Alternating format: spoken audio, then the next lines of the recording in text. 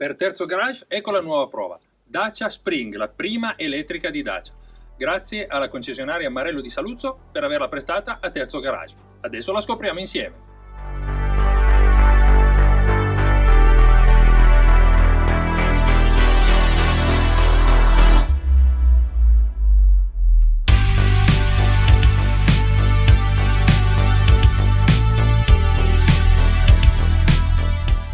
Ero veramente curioso di poter guidare questa Dacia Spring, la prima elettrica di casa Dacia.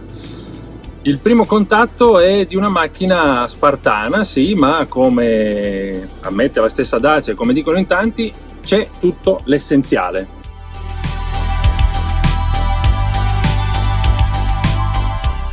Quest'auto ha un motore elettrico da 33 kW che equivalgono all'incirca 45 cavalli.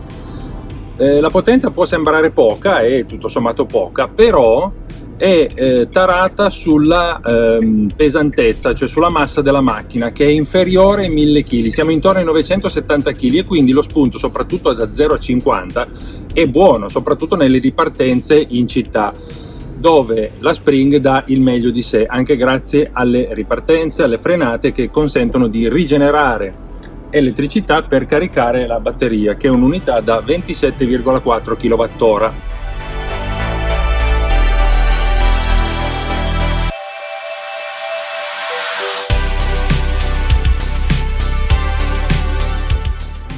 Questa che sto guidando è una particolare versione, la versione business, che sarà possibile avere soltanto per il noleggio. Si differenzia per alcuni particolari dalla Comfort Plus, che è il top di gamma, in realtà l'altra è la Comfort, però diciamo che a livello base sono uguali. Anche in quel caso avranno un display da 7 pollici con la Comfort Plus con sistema Media Nav, che è il sistema dell'infotainment.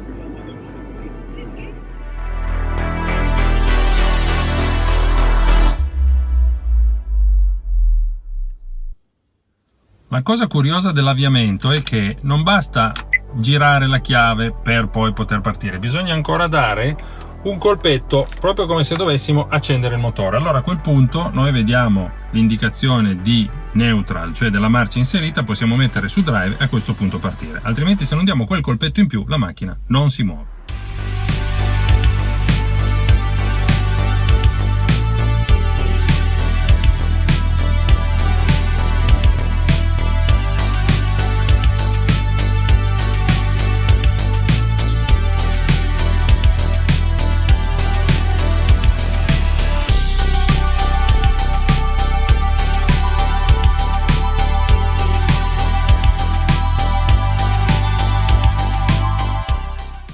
Eccola, Dacia Spring, l'elettrica Dacia. Guardiamola. Allora, look da crossover con 15 cm di altezza da terra e tutte le caratteristiche di un piccolo SUV nella sua estetica, molto ricercata perché è simile nel frontale alle altre Dacia, però comunque particolare per una macchina elettrica che vuole essere anche una macchina da città. I fari sono di serie LED, ma non gli abbaglianti. Poi abbiamo una serie di protezioni laterali, proprio per dare appunto l'idea di questo crossover, le barre al tetto e il posteriore è un pochino più semplice.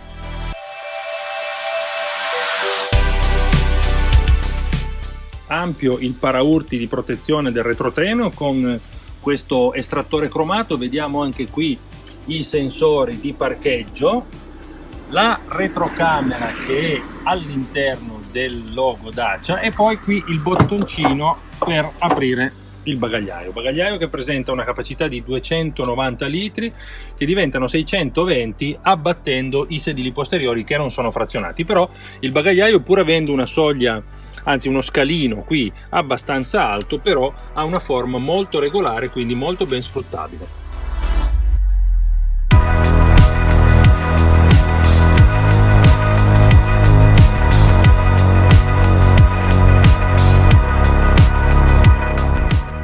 Questa Dacia, per le dimensioni che ha, offre una grande abitabilità interna.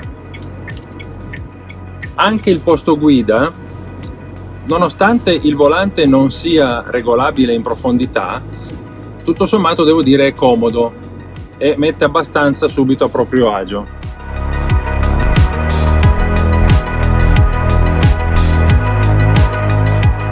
Dicevamo che la città è l'ambiente ideale per questa macchina, perché anche in città l'autonomia è maggiore grazie alla rigenerazione di energia. Nelle strade urbane si arriva a superare, magari di poco, i 300 km, mentre nel ciclo misto, secondo sempre le regole di omologazione WLTP, si arriva a 230 km.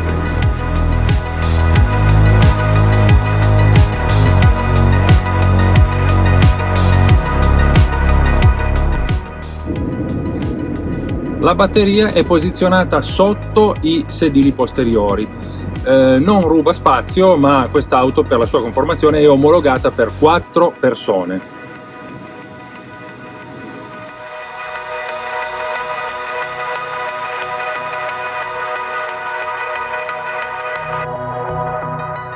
Dacia Spring, come sapete non parlo mai di prezzi più che altro perché ci sono troppe variabili in gioco, ma questa volta bisogna farlo. Quest'auto è elettrica, 100% elettrica, è praticamente l'unica che parta con un listino inferiore ai 20.000 euro e con incentivi e rottamazioni si può avere a meno di 10.000 euro. Penso al momento sia un esempio unico nel panorama delle elettriche. Volendo ancora ampliare l'autonomia è possibile premere il tasto Eco e guadagnare ancora almeno 10 km ulteriori con la macchina, che però taglia la potenza da 33 kW a 23 kW e taglia la velocità massima da 125, che non sono tanti, però per questa macchina non autostradale secondo me sono adeguati, a 100 km orari.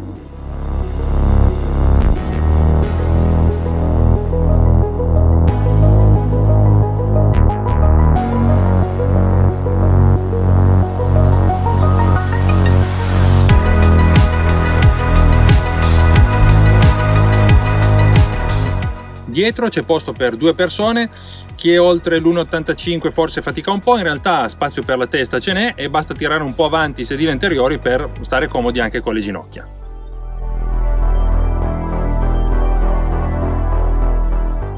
Classica leva del freno a mano, questa versione business ha i sedili in similpelle ma le versioni comfort avranno i sedili in tessuto, ghiera del cambio automatico, drive, folle, retromarcia, poi passando al clima, qui abbiamo i comandi del clima manuale, qui sotto abbiamo anche una presa da 12 volt che è questa, con il comando di attivazione del cruise control, le cui regolazioni sono sul volante. Lo schermo dell'infotainment è un 7 pollici, il sistema è il MediaNav della Dacia, radio, posso aumentare il volume con questi tasti fisici, posso ovviamente abbassarlo. Qui ho la porta USB per un ingresso o per la ricarica, per un ingresso audio con una chiavetta o per la ricarica, la porta aux-in per attaccare il classico cavo jack, qui il tasto home per tornare alla schermata iniziale, le impostazioni varie, il volume, sonorità eccetera, display, connettività per collegare il telefono eccetera.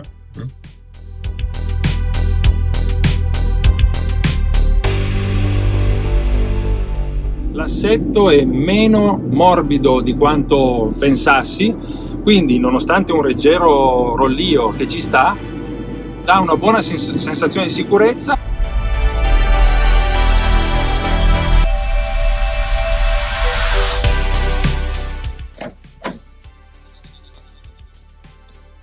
Eccolo, questo è l'alloggiamento delle prese di ricarica. Abbiamo quella in corrente alternata e opzionale corrente continua, ok? Corrente alternata che ci permette di ricaricare a casa in circa 10-11 ore, mentre per le colonnine più potenti la macchina comunque è limitata a un assorbimento di 7 kW, quindi diciamo 4 ore e mezza, 5.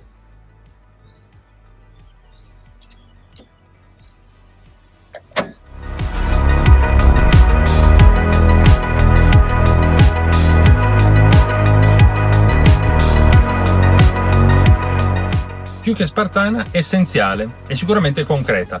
La Dacia Spring credo sia un'auto adatta a chi vuole viaggiare in elettrico, magari spesso perché è costretto a girare in città o in punti molto trafficati e ovviamente non vuole spendere troppo, ma mantenere la sicurezza, perché gli ADAS principali ci sono, cruise control, frenata d'emergenza, retrocamere di parcheggio, quindi penso possa essere una scelta adatta a chi vuole unire la comodità, il risparmio e il rispetto dell'ambiente. Se vi è piaciuto il video mettete un like, magari l'iscrizione al canale e spero di vedervi qui al prossimo video. Ciao a tutti e buoni chilometri!